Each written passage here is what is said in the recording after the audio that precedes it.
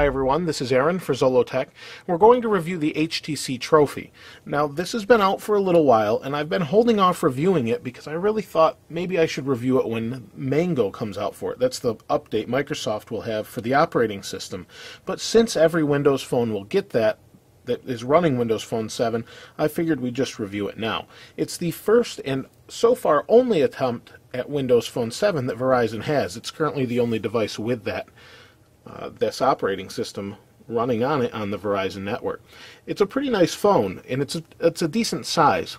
Let's talk about the design a little bit. The screen is a little bit bigger than an iPhone's, but a little bit smaller than some of the others, like a Samsung Focus or a Samsung Fascinate. They're kind of the same thing, except for operating systems, but it's a 3.8-inch screen as opposed to 3.5 on iOS or 4.0-inch screen on the Fascinate.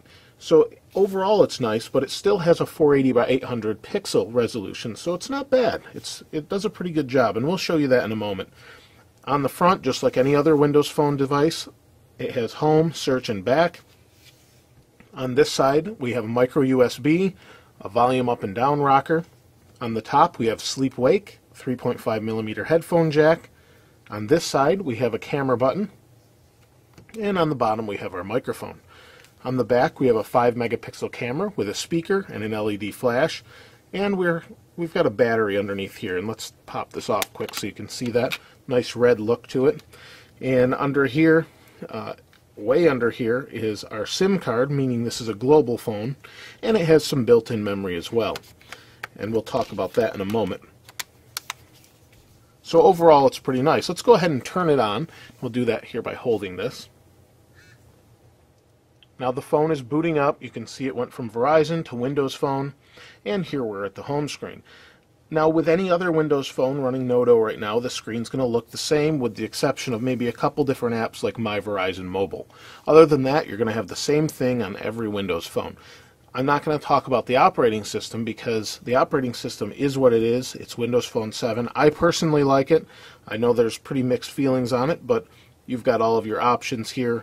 And they included Slacker, radio, sound enhancer, photo enhancer. Some of these are HTC apps like the Hub, and everything else is pretty much the same except for the Verizon Mobile app that they included for Verizon, which makes sense, and they do that on Android as well.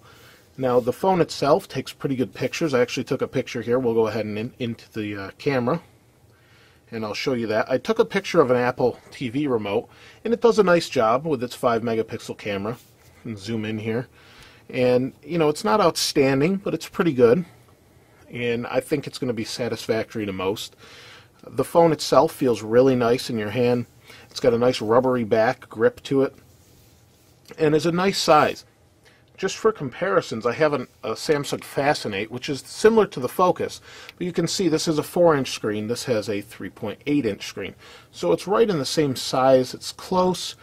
I tend to like the 4-inch a little bit better, but 3.8 is nice. It feels right as far as using it.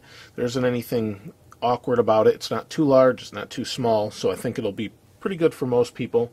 And it's nice and hefty in the sense that it's not heavy, but it feels well built. And I think that's definitely a nice thing and typical of HTC devices. Overall, it's a great device. I think it's a great start for Verizon on their network.